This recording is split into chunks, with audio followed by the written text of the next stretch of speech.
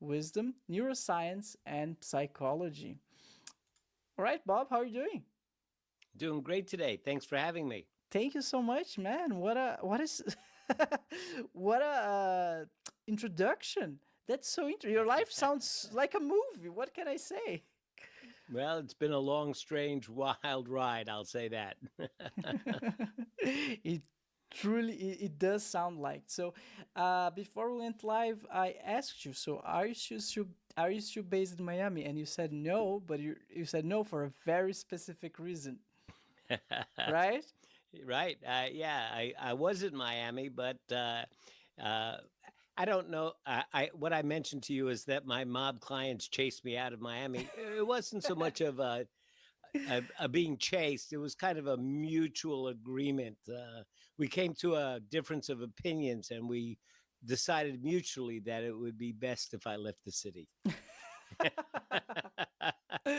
Oh man, I as a kid, I'm not sure if you're familiar with this game. I'm sure many of our listeners are. There's this game called GTA Vice City. As far as I know, it takes place in Miami and it's all about the mafia there. So, Hmm. how realistic would you say is like this whole culture there? Like in the 80s, it was a huge thing, right?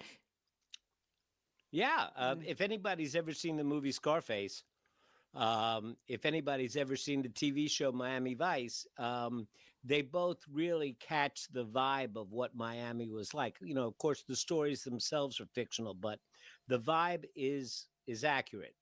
That was the vibe, especially Scarface. It really caught the vibe because um, there were trade routes, let's call them, coming out of Peru and Colombia. The Colombians and the Peruvians would go through Cuba and Bimini, and then take these cigarette high speed boats and or single engine planes and fly their stuff into the Everglades or come up through the mangrove swamps of Hialeah. The Italians, on the other hand, they moved their stuff through Haiti and then up to New York on the docks. So they all got along pretty well as long as they didn't interfere with each other's trade routes. It's funny, and then all cocaine, right? All of it cocaine. A lot of cocaine, some marijuana, cocaine. Not much.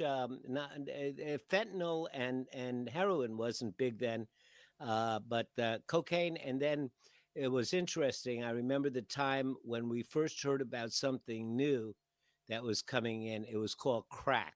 Ooh, something new. A- Something new. Yeah, we're talking like 19. Let me think. That would be 1977, 1979, 1982, 1983.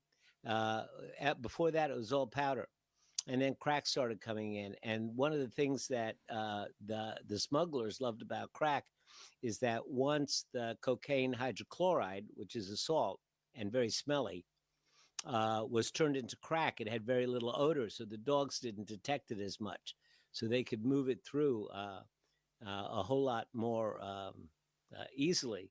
They did some really amazing things. Like they would take the crack and pour it into a lamp base mold, Like a light and bulb?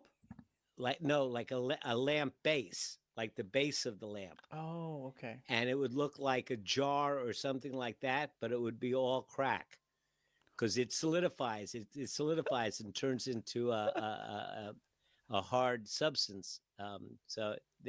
It was interesting days.